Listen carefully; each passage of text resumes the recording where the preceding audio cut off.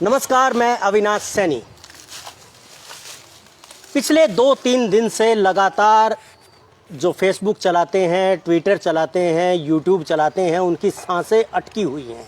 और ये सांसें अटकने का जो कारण है वो ये है कि लगातार खबरें आ रही हैं कि बहुत जल्द, आज 26 तारीख का ये दिन था कि 26 तारीख तक फेसबुक, ट्विटर और यूट्यूब बंद हो जाएगा। कारण क्या है, इसके पीछे क्या नीतियां हैं, सरकार क्या चाहती है, इन कंपनियों की क्या कमियां हैं जिसकी वजह से इनको बंद किया जा रहा है या बंद करने की योजना है, ये जानेंगे। हमारे साथ एक्सपर्ट हैं सनी कौशिक और मेरे सहयोगी मोहित। तो सनी जी, ये क्या मामला है सारा? देखो अविनाश जी, ये काफ़ी दिनों से ही, तकरीबन वैसे तो ये फरवरी से स्टार्ट हुई थी चीज़ें। फरवरी में ओटीटी प्लेटफॉर्म्स के लिए हरियाणा, ये जो इंडिया गवर्नमेंट है, उसने कुछ पॉलिसीज़ बनाई कि कुछ गाइडलाइंस बनाए। इससे पहले ये बात हमेशा उठती रही कि ऐसी कोई गाइडलाइन नहीं है कि इन पे कंटेंट जो डल रहा है तो वो कंटेंट किस तरीके से उस पर दिख रहा है, उसके ऊपर बहुत सारी हुई, क्योंकि हमारी जो फिल्म इंडस्ट्री है उसके लिए सेंसर बोर्ड है, लेकिन ओटीटी प्लेटफॉर्म्स के लिए कोई ऐसी चीज़ नहीं थी। तो ऐसी गाइडलाइंस बनाई गई। वो गाइडलाइंस जो है, वो गाइडलाइंस जो बताई गई, आज जो इशू चला हुआ है फेसबुक और ट्विटर और इंस्टाग्राम को लेकर, वो यही है कि उनको 3 महीने का टाइम दिया गया कि ये जो गाइडलाइंस हमने बनाई है, आप इस पे कुछ ना कुछ बनाएं या हमारी गाइडलाइंस को फॉलो करें। वो गाइडलाइंस फॉलो नहीं की गई, इसलिए ये 26 वाली बात उठ रही है, क्योंकि आज 26 तारीख को, आज वो गाइडलाइन जो उनको अवधि दी गई थी 3 महीने की, वो खत्म हो गई। अच्छा, तो ये 3 महीने का समय था जो पॉलिसीज बनाई, और इनको ये कहा गया ये पॉलिसीज आप फॉलो करें और उसके बाद ही आप काम कर पाएंगे। तो ये बात काफी दिन से चली हुई है, 2 दिन से ये काफी उसमें है कि 26 तारीख अब आ गई है तो अब आगे क्या होगा। नहीं, ये जो ओटीटी प्लेटफॉर्म है, ये तो सुनने में आता था, क्योंकि बहुत सारी फिल्में जो उस पे आई, अभी लॉकडाउन की वजह से सिनेमा हॉल बंद हैं, तो फिल्में सारी ओटीटी पे आई या बहुत सारी वेब सीरीज आई, और उनका कंटेंट बहुत ऐसा रहा कि जैसे वल्गर है, उसमें बहुत सारी गालियां दे रहे हैं, तो पूरी फैमिली उसको बैठ के नहीं देख सकती। इस तरह की चीजें वहां पे थी। और क्योंकि ये मीडियम जो है अब बच्चों के हाथ में है, फोन, बिल्कुल और वो कुछ भी खोलते हैं, देखते हैं, तो इसमें ये जो एडल्ट का और नॉन एडल्ट का जो कंटेंट है, इसको आप अलग अलग नहीं कर सकते। तो मुझे लगता है कि शायद ये कोई कारण रहा होगा। देखो, ये भी कारण था। उसके साथ ही अब सोशल मीडिया की बात करें, फेसबुक पे तो इस तरीके का कंटेंट नहीं है, लेकिन उस पे जिस तरीके का कंटेंट है, तो वो मैं कुछ चीजें आपको फैक्ट्स के साथ और कुछ पॉइंट्स के साथ बताता हूँ। पहले यही जानना जी बिल्कुल।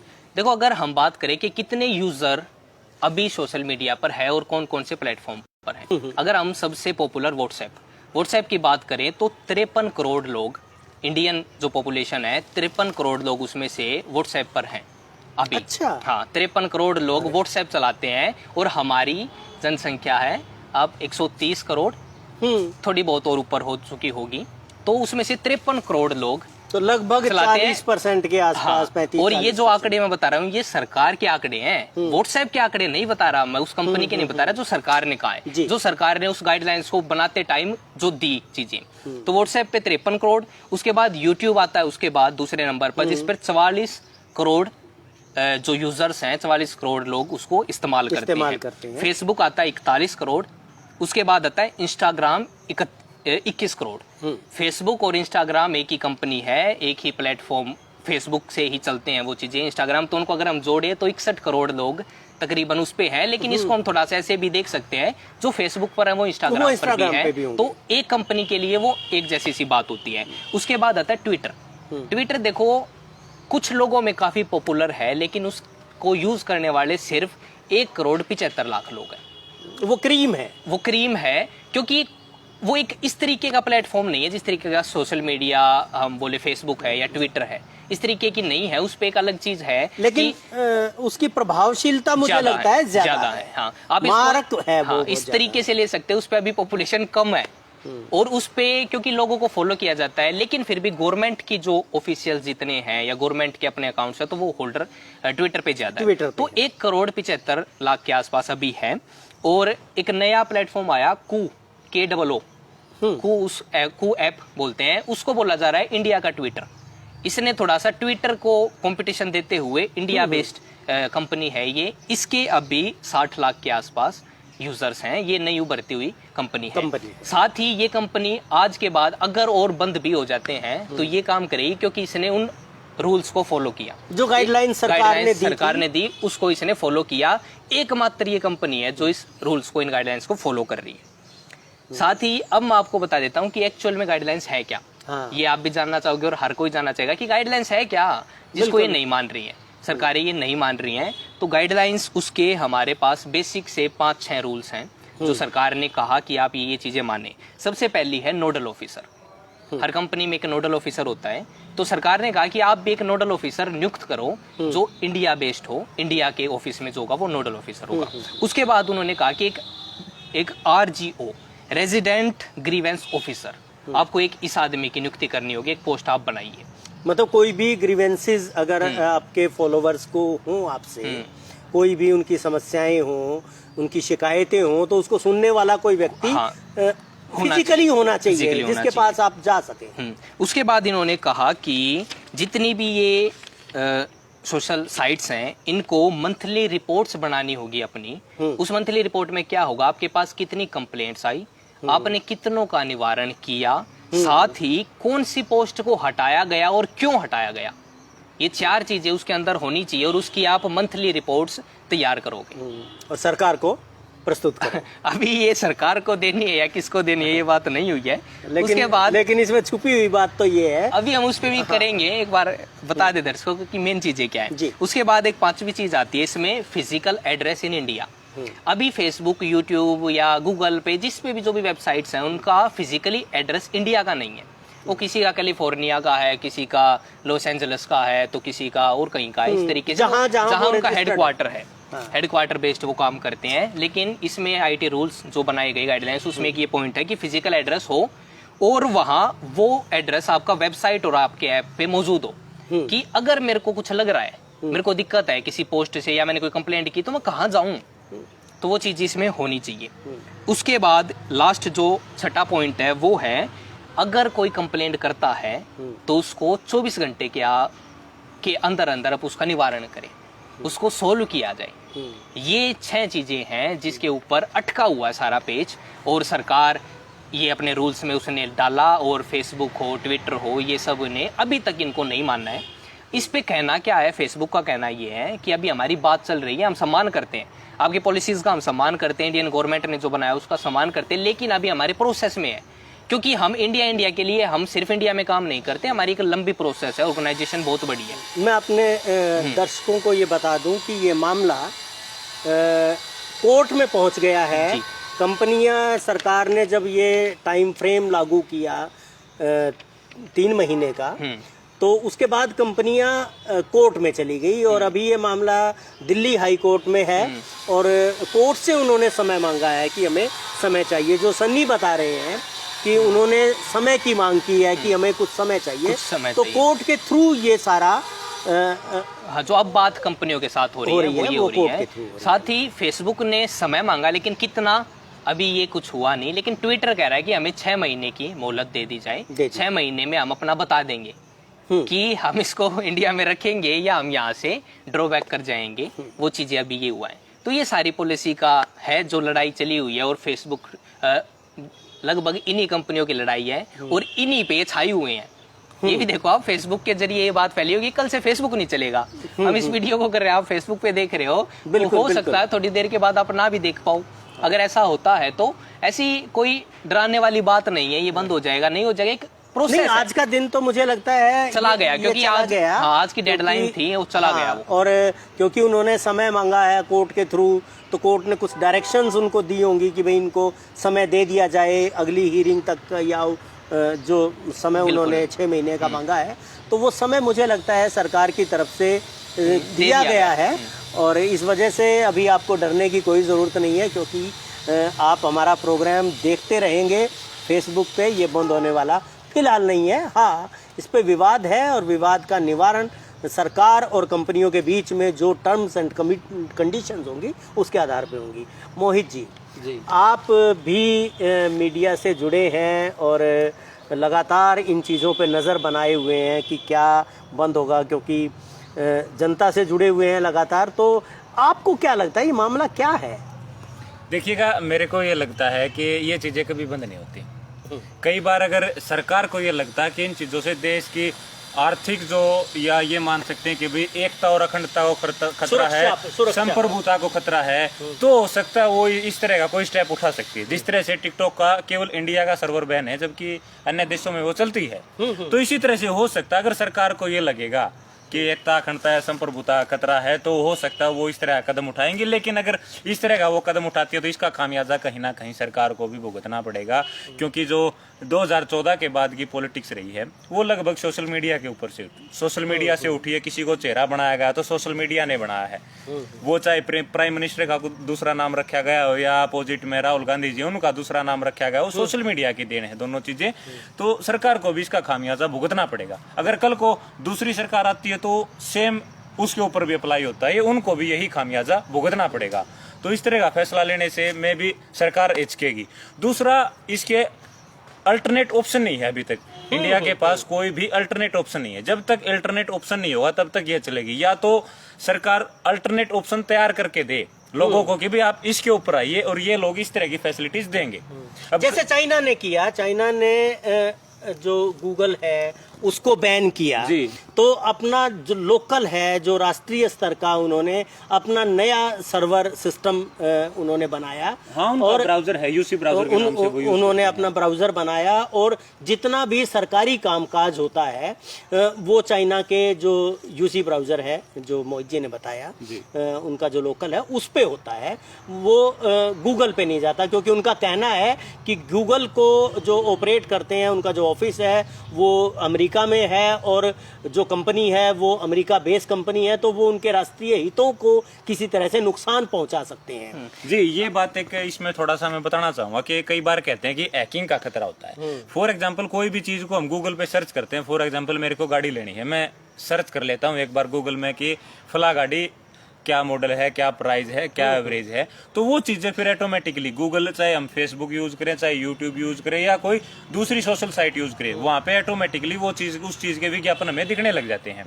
तो इस ढंग से देखते हुए भी भी हो सकता है चाइना ने अपना अलग से प्लेटफॉर्म तैयार किया, लेकिन इंडिया के पास अभी ऐसा कोई विकल्प नहीं है। जब तक विकल्प नहीं होगा तब तक ये चीजें में भी कंटिन्यू चलती रहेंगी। अगर नहीं चली तो सरकार को इसको सीधा सा इसका खामियाजा भुगतना पड़ेगा। हाँ, क्योंकि सरकार की भी बहुत सारी चीज़ें जो हैं, जो जनता तक पहुंचाते हैं, अपने कर्मचारियों तक पहुंचाते हैं, डायरेक्शंस हैं, गाइडलाइंस हैं, वो सब इन्हीं माध्यमों से ही जाते हैं। और इस समय पे जो मोहित ने बताया कि ये जो प्लेटफार्म है, सोशल मीडिया का प्लेटफार्म, ये बहुत स्ट्रॉन्ग प्लेटफार्म है। बिल्कुल दो चीज़ें बन गई हैं। इसमें आपसे कुछ चीज़ें और पहले मैं करेक्ट कर दूं। बिल्कुल। एक अभी यूसी ब्राउजर की बात कही गई। यूसी ब्राउजर चाइना की कंपनी है, जो चाइना में जो यूज होता है वो मेन बात है सर्च इंजन से। इनको हम सर्च इंजन बोलते हैं। यूसी ब्राउजर अलग चीज है, ब्राउजर अलग चीज है, सर्च इंजन अलग है। गूगल जो है वो एक सर्च इंजन है जो पूरे दुनिया में काम करता है लगभग, लेकिन चाइना में नहीं है। तो उन्होंने अपना एक सर्च इंजन बना लिया, उन्होंने गूगल को ही बैन कर दिया। यूसी ब्राउजर, थोड़ा सा मैं इसको करेक्ट कर रहा हूँ कि यूसी ब्राउजर वहाँ यूज नहीं होता, ऐसा कुछ नहीं है, और भी ब्राउजर हैं, लेकिन जो सर्च इंजन है वो गूगल की बजाय उन्होंने अपना बनाया। उनके पास ऐसा नहीं है कि टेक्नोलॉजी इंडिया के पास नहीं है, कि भाई हम ये नहीं कह सकते भाई इंडिया बना नहीं सकता, बना सकता है। बहुत सारी चीजें हुई हैं, क्योंकि जियो ने काफी काम किया इसमें। जियो ने अपने सर्च इंजन बनाए हैं, और भी कंपनी है, लेकिन कई बार कुछ चीजें पॉपुलर हो जाती है तो वो हो जाती हैं। जैसे गूगल इतना पॉपुलर हो चुका वो है, अब उस पे आना काफी ये इतनी आसान चीज नहीं होती। करने को बैन कर दें हम उन चीजों को, और बैन को भी हमें समझना पड़ेगा यहाँ पे। अब कह रहे हैं कि फेसबुक यहाँ पे काम नहीं करेगी, तो कैसे काम नहीं करेगी? क्या पूरी दुनिया में काम नहीं करेगी? ऐसा नहीं है, ये थोड़ा सा करेक्ट कर ले चीजें। सिर्फ इंडिया में काम नहीं करेंगे, और उसके पीछे बहुत आसान सी चीज है ये। जैसे टिकटॉक को बैन कर दिया गया, हुआ क्या, टिकटॉक का जो सर्वर है tiktok.com, उस वेबसाइट को ही बैन कर दिया गया इंडिया में कि हमारे सर्वर पर कोई भी इंटरनेट प्रोवाइडर है तो उसमें वो वेबसाइट नहीं खुलेंगी। ऐसा ही काम आपने पोर्न इंडस्ट्री के साथ भी देखा था। पहले काफी बात आई थी कि जो पोर्नोग्राफी की वेबसाइट्स हैं उनको ब्लॉक कर दिया जाए, उन यूआरएल्स को ब्लॉक कर दिया जाए, वो डोमेन्स जो है ना खुले। वही फेसबुक के साथ हो सकता है, ट्विटर के साथ हो सकता है, लेकिन अभी नहीं हुआ है और नहीं होगा, मुझे ये लगता है। समझने के लिए एक चीज आपसे जानना चाहते हैं ये जो भारत की जो भौगोलिक जो दायरा है, जिसको हम भारत कहते हैं, हमारी भौगोलिक सीमाएं हैं, तो क्या सीमा पे ऐसी कोई बाढ़ खड़ी हो सकती है कि आपने सर्च इंजन की बात की, मतलब फेसबुक, मैं अमेरिका का रहने वाला हूँ, अमेरिका में मैंने फेसबुक डाउनलोड किया अपने फोन में और मैं भारत में आ गया, तो क्या मेरा फेसबुक यहाँ आते ही बंद हो जाएगा? कुछ ऐसी चीज है हाँ, क्या? बिल्कुल हो जाएगा। वो होता क्या है एक्चुअल में, ये जो हम इसको, और मैं आसान भाषा में समझाता हूँ, जो हमारे फ़ोन तक रेंज पहुँचती है वो उन एरिया से होता है जो हमारे टावर्स लगे हुए हैं, उनके थ्रू हमारे तक रेंज पहुँचती है। आपने बहुत बार इसको इस तरीके से समझ सकते हैं, हम अपना इंडिया का सिम लेकर अगर अमेरिका चले जाते तो हमारा सिम वहाँ काम नहीं करता। तो इसी तरीके से करो, वैसे भी किसी और कंट्री की सिम यहाँ काम नहीं करेगी क्योंकि उसको रेंज देने वाले प्रोवाइडर यहाँ नहीं है। तो हमें यहाँ जो प्रोवाइडर है वो करना पड़ेगा, उनसे ही संपर्क करना पड़ेगा। तो ये जो सारा होता है, बैन होते हैं चीजें, ये होती हैं सर्विस प्रोवाइडर से मिलके। उन सर्विस प्रोवाइडरों को ये कह दी जाती है, और सर्विस प्रोवाइडर को भी समझे, लोगों को पता नहीं होगा इन चीजों का कि हमारे पास सर्विस प्रोवाइडर बहुत सारे हैं, एयरटेल है, जियो है, और भी कंपनियां है, आइडिया है, वोडाफोन है, इस तरीके से कंपनी है। लेकिन इनके ऊपर भी होती हैं जिनको टायर 1, टायर 2, टायर 3 कंपनीज कहा जाता है। पूरी इंडिया को टायर 1 की कंपनी जो है वो इंटरनेट प्रोवाइड करवाती है, तो उनसे बात करनी है, ना कि हमें एयरटेल से बात करनी है या औरों से बात करनी है। ये आम पब्लिक की समझने की चीजें नहीं है, उनके फोन में वो खुलेगा ही नहीं क्योंकि उनके फोन तक वो रेंज नहीं पहुंच रही है। तो ये सिंपल सी चीज है, एक नई चीज आई है, मतलब वो पता नहीं कितनी सही है कितनी गलत है। जैसा आपके दिमाग में कोई विचार आता है, ऐसा ही मेरे दिमाग में भी आया है और हम चाहते हैं कि सन्नी हमें उसके बारे में बताए। आजकल कुछ सैटेलाइट कॉलिंग वाली कुछ बातें आई हैं कि सैटेलाइट से आपका फ़ोन कनेक्ट होता है, सीधा आप कॉलिंग कर सकते हैं, आप मेल भेज सकते हैं। तो अगर इस तरह की फैसिलिटीज़, क्योंकि दुनिया में तरक्की तो लगातार हो रही है बिल्कुल, और जो गूगल जैसी कंपनियां हैं वो अगर सैटेलाइट का यूज़ करती हैं और किसी सर्विस प्रोवाइडर के बीच में ज़रूरत ना पड़े, वो डायरेक्ट वहाँ से सर्विस दें, तो क्या ऐसा भी पॉसिबल है क्या? देखो, बिल्कुल पॉसिबल है। इनको हम बोलते हैं सैटेलाइट फ़ोन, जो आर्मी यूज़ करती है, ठीक है, वो किसी पे डिपेंड नहीं हो सकते, इसीलिए सैटेलाइट है। सैटेलाइट एक और ऊपर है, जो टावर है हमारे, उन टावर तक रेंज किस जरिए पहुंचती है, सैटेलाइट से पहुंचती है, या वो आपस में बाय थ्रू वायर्स कनेक्ट होते हैं। ऐसा नहीं है कि एक टावर लगा दिया वो किसी से कनेक्ट नहीं होता, वो वायरों के थ्रू कनेक्ट होता है, जो कि जमीन के नीचे से लाई जाती हैं, इस तरीके से कनेक्ट होता है। तो सैटेलाइट फोन होते हैं, लेकिन उसकी कॉस्ट इतनी ज्यादा होती है, वो आम आदमी उसको यूज नहीं कर सकता। आप उसका 400 रुपए का रिचार्ज करवा के 3 महीने मजे नहीं ले सकते उन सर्विसेज की। वो एक अलग प्रोसेस है, एक अलग उसकी परमिशन है, सैटेलाइट से कैसे कनेक्ट होगा, तो वो डायरेक्टली कनेक्ट होते हैं। बहुत सारी जगह ऐसे यूज होते हैं, मैंने कहा कि डिफेंस में जो है वो उसको यूज करते हैं, लेकिन वो इतनी सस्ती चीज नहीं हो पाएगी। दूसरी कॉलिंग की जो बात हो रही है, वो जो आम लोगों तक पहुंचती है, वो पहुंचती है हमारी इंटरनेट के थ्रू कॉलिंग। वो सैटेलाइट से कनेक्ट नहीं होती, इंटरनेट से होती है, जैसे जियो ने किया। जियो आखिर स्टार्टिंग में जब आया था वो इतना सस्ता क्यों आ पाया? क्योंकि उसकी कॉलिंग जो है वो इंटरनेट के थ्रू ही होती है। आपके पैसे नहीं कटते, आपका नेट कटता है। उसको अगर आप ध्यान से देखो तो बाकियों के पैसे कटते थे पहले, आप देखे कॉलिंग के अलग कटते थे, नेट की अलग होती थी हमारे पास। लेकिन बाद में जियो जब लेके आया तो वो एक ऐसी टेक्नोलॉजी लेके आया जिसने नेट के थ्रू कॉलिंग करना स्टार्ट किया। वो नेट के थ्रू होती है, वो ऐसे ही समझो आप जैसे व्हाट्सएप से कॉल कर रहे हैं, वैसे ही जियो का अपना ऐप है, या जियो ने उस सिम के अंदर और फोनों के अंदर वो चीज़ कर दी। उसको आप आसानी से और देखो तो पुराने जो फ़ोन है उनमें जियो की सिम नहीं चलती। क्यों नहीं चलती? क्योंकि उसमें जो टेक्नोलॉजी यूज़ हो रही है वो वाईफाई कॉलिंग की टेक्नोलॉजी। तो ये सारी चीज़ें इस तरीके से वो पॉसिबल नहीं है सैटेलाइट, क्योंकि इंटरनेट भी आया है, ऐसी बात नहीं है।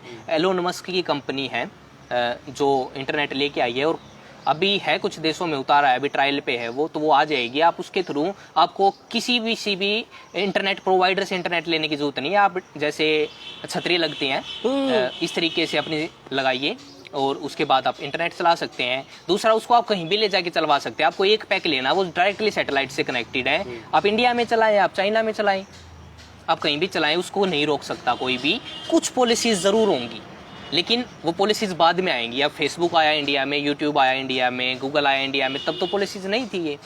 लेकिन जैसे जैसे इनको जरूरत पड़ी वैसे जी, वैसे जी, हुआ। जैसे जैसे प्रॉब्लम आती है उसके सॉल्यूशन की तरफ बढ़ती हैं सरकारें। तो अभी आपको क्या लगता है कि ये जो सरकार ने 6 पॉइंट का ये जो गाइडलाइन जारी की है, मतलब इसके पीछे ये तो ठीक है, मतलब मुख्य जो मंशा है मैं समझ पा रहा हूँ मतलब आपकी। वो क्या? देखो यही बात है, हम इसको डायरेक्टली हमें पता नहीं है एक्चुअल में कि गवर्नमेंट क्या चाहती है। इसमें एक पॉइंट है जो खटकता है, मुझे तो खटकता है कि जैसे ही कंप्लेंट हो तो आपको उसको 24 घंटे के अंदर हटाना होगा, उस कंटेंट को हटाना होगा। अब ऐसे होने लगा, मान लो आपने कुछ कंटेंट डाला, हमने ये वीडियो डाली और इस पे किसी ने आपत्ति जता दी, तो क्या वो 24 घंटे में हटा देंगे? उसके एक प्रोसेस है, क्योंकि ये इतने बड़े लेवल पे होता है। इतने जब 40 करोड़ लगभग आदमी इस फेसबुक पे का है मौजूद, तो 40 करोड़ और हर मिनट कितना डाटा इसके ऊपर डलता है। ये तो सिर्फ इंडिया का बताया आपने, पूरा इंडिया का वर्ल्ड बताया की बात अगर हम हाँ, करें तो अगर बहुत हम ज्यादा। इंडिया का कर ले कि उनको इंडिया का बनाना है बस। हाँ। उन्होंने एक नोडल ऑफिसर किया जिसकी रिस्पॉन्सिबिलिटी है ये कि कोई कंप्लेंट हुई आपको 24 घंटे में हटाना होगा। लेकिन इसको अगर हम समझे सरकार की मंशा से जो अब तक होता आया है, तो सरकार शायद ये चाहती है कि जब हम बोले तो कंटेंट हट जाए। हमें नहीं पता कि कोई आम आदमी बोले हटे हटे, लेकिन सरकार जब बोले, अब वो सरकार बीजेपी सरकार है या कांग्रेस भी आएगी या कोई और भी आएगी, तो वो उनके अपने हैं। तो इस पे कहीं ना कहीं लगता है कि ऐसा भी सरकार चाहती है कि सोशल मीडिया को किसी तरह से कंट्रोल किया जाए। क्योंकि ऐसे मुद्दे काफी उठे हैं। किसान आंदोलन की हम बात करें तो ऐसी बहुत वीडियो आई है जिनको बैन किया गया या हटा दिया गया, और उस पे लोग फेसबुक से पूछते रहे कि भाई क्यों हटा हमारा कंटेंट, क्योंकि नहीं है। अब एक पॉइंट पे देखे तो अच्छी चीज भी है, जिसका कंटेंट हटेगा उसके पास अथॉरिटी है थोड़ा सा, उसके पास एक हम बोले कि ऑर्गेनाइजेशन में बोलने के लिए कोई लोग हैं कि नोडल ऑफिसर है, उससे बात की जा सकती है क्यों हटा हमारा कंटेंट, वो बताएगा क्योंकि उसकी मंथली रिपोर्ट आएगी। लेकिन जब सरकार हटाएगी इसको तब क्या करेंगे? लेकिन एक और चीज है इसमें कि जब अभी अभी जो कंटेंट हटता है वो उन्होंने अपना टेक्नोलॉजी कोई उसमें फिट की हुई है, वो टेक्नोलॉजी उसको देखती है कि इसमें कोई ऐसा शब्द नहीं है, इसमें कोई ऐसा दृश्य नहीं है, इसमें कोई ऐसी चीज नहीं है आपत्तिजनक, जो उसमें डाल देते हैं वो उसमें फीड कर देते हैं। ऐसा दृश्य हुआ, ऐसा शब्द हुआ, ऐसे कलर हुए तो वो आपत्तिजनक होगा। तो अभी तो ये सब के लिए है, वो अगर सरकार की तरफ से आएगा या सरकार के पक्ष की तरफ से आएगा तो भी हटेगा। लेकिन अगर कोई व्यक्ति होगा तो उसको मैनिपुलेट किया जा सकता है, उस पर दबाव डाला जा सकता है, उसको डराया जा सकता है। देखो यही चीज समझने की है इसमें। जैसे अभी हम टॉपिक अगर करें, करंट का टॉपिक है संबित पात्रा के साथ जो हुआ, मैनिपुलेटेड मीडिया उस कंटेंट को बता दिया गया। ठीक है, हम उसकी डिटेल में नहीं जाना चाहते वो क्या था, लेकिन उसको समझो हुआ क्या। जो आपने कहा कि वो जो उसको देखता है जो सिस्टम, उसको बोलते हैं एल्गोरिथम। एक एल्गोरिथम काम करती है जिसपे फीड कर दी जाती हैं चीजें बाय सॉफ्टवेयर की। अगर ऐसी ऐसी चीजें होंगी तो उसको मैनिपुलेटेड मीडिया बता दिया जाएगा, ऐसी ऐसी होंगी तो उसको फेक न्यूज बता दिया जाएगा। ट्विटर के लिए ये काम करना आसान है क्योंकि मैंने कहा कि उसकी जो स्ट्रेंथ है वो काफी कम है। 1,75,00,000 है, थोड़ी बहुत ऊपर नीचे हो सकता है, मैंने जो डाटा दिया वो अप्रोक्स है। तो उसके लिए अभी आसान है, लेकिन ये यूट्यूब के लिए आसान नहीं है। यूट्यूब पे अगर आप गालियां डाल देते हो, लिख देते हो तो वो बैन होती हैं, उस पे कंटेंट हट जाता है, उस पे लिखा आ जाता है कि लिमिटेड एड्स का ऑप्शन आ जाता है। लेकिन अगर आप उसमें गालियां बोल देते हो तो आपका कंटेंट नहीं हो रहा है अभी। लेकिन उस पे कोई फोटो ऐसी है तो वो फोटो बैन हो जाती है। इसी को एल्गोरिथम बोलते हैं। लेकिन ये जो टेक्नोलॉजी है हम बोले ये एडवांस होती चली जाती है, इंटेलिजेंट होती चली जाती है। वो पहले हिंदी नहीं पहचान सकता था गूगल, अब हिंदी डालने लगे हैं उसमें लोग। हिंदी के आपके वर्ड है, हमारा एक्सेंट समझ सकते हैं। हरियाणवी एक्सेंट अलग है हिंदी बोलने का, राजस्थानी अलग है, लेकिन है तो हिंदी ना, लेकिन वो उनको समझ जाती हैं। तो ये जैसे जैसे सिर्फ इंसान ही इंटेलिजेंट नहीं हो रहा है, टेक्नोलॉजी उससे ज्यादा इंटेलिजेंट हो रही है। आप फोन से बैठे बैठे ये चीजें कर सकते हो। हम जो बोल रहे हैं वो उसको एक्यूरेट समझता है। हम यहाँ पे गाना सर्च करते हैं, वो गाना एक्यूरेट खुल जाता है उसके ऊपर। तो ये हुआ क्या, ये उसको पढ़ाई जा रही है। हो सकता है इंसान को पढ़ाने में टाइम लगता है, उसको समझने में टाइम लगता है, टेक्नोलॉजी बहुत जल्दी पकड़ती है उन चीजों को। तो ये सारी चीजें हैं, एल्गोरिथम है। लेकिन गवर्नमेंट अगर हो सकता है इसके पीछे कि मैनिपुलेट अगर किया गया, क्योंकि इसको हम बड़ा मतलब ये इस देश में हो क्या रहा है, इसको हम असमंजस में आते हैं। जब मैनिपुलेटेड मीडिया संबित पात्रा के उस ट्वीट को कहा गया तो ट्विटर के जो हेडक्वार्टर उस पर रेड की गई। अब ये जुड़ रहा है नहीं जुड़ रहा मैं नहीं कह रहा, लेकिन ऐसा हुआ ना। तो आप वाली बात ठीक है कि अगर एक नोडल ऑफिसर मिल जाए तो ये पता है भाई किसको खरीदना है, या इसको कैसे डराना है। तो वो अलग अलग चीजें हैं कि भाई क्या करना है, लेकिन उसके ऊपर भी बातें होंगी। शायद गवर्नमेंट ये भी समझे कि नोडल ऑफिसर हटाया जा सकता है, या नोडल ऑफिसर इंडिया का ही होगा, ऐसा नहीं है कि कहाँ का होगा। और इसको अगर पॉजिटिव वे में हम देखें तो कहीं ना कहीं एम्प्लॉयमेंट के भी चांसेस बढ़ेंगे।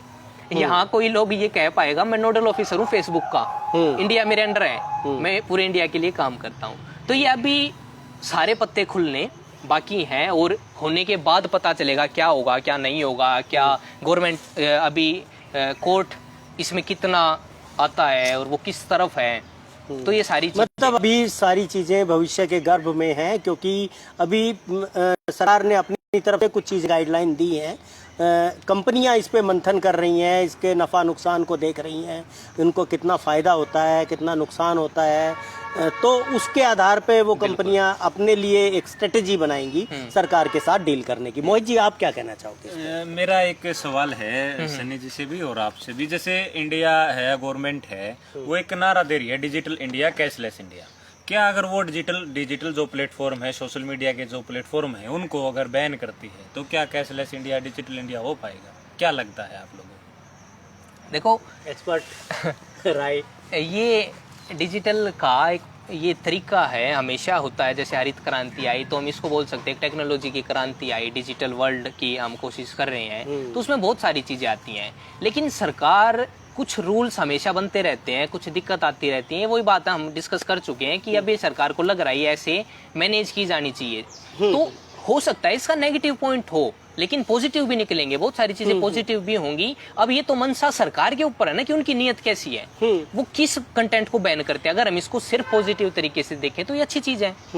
लेकिन अब सरकार की अगर मंशा खराब है, वहां पर जो लोग बैठे हैं वो करप्ट हैं, तो इसको उस तरीके से यूज करेंगे। इसमें से नहीं भाई, आप दर्शकों को दो रास्ते पे खड़ा कर रहे हैं। एक पॉजिटिव वे में ये बताइए, क्लियर वे में सोशल साइट्स बैन होंगी, या सोशल साइट्स पे कुछ जो लिमिटेड कंटेंट है वो बैन होगा? फॉर एग्जांपल किसान आंदोलन के टैग्स हैं उनको बैन कर दिया जाएगा, या कंप्लीट facebook.com को ही बैन कर दिया जाएगा? देखो अभी ये ऐसा, दो चीजें हैं। मैं इसको क्लियर कर देता हूँ।